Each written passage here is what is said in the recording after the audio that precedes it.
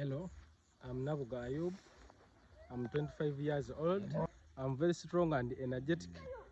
Currently, I'm an agriculture student. This farm is both mixed with piggery and dairy.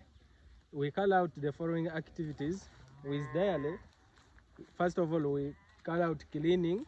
With cleaning, we clean twice a day, in the morning and in the evening, to improve on the hygiene. We carry out feeding to improve on the growth of the animals. With the feeding, we use the yah grass with water to improve on the high quality of production with the milk.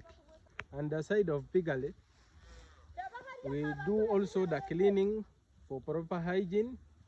We call out to tagging for easy identification of the animals or the piglets, and we call out castration. I have applied for my internship to Denmark because Denmark is one of the best countries in the whole world with the modernized skills of agriculture. That is why I choose to come to Denmark.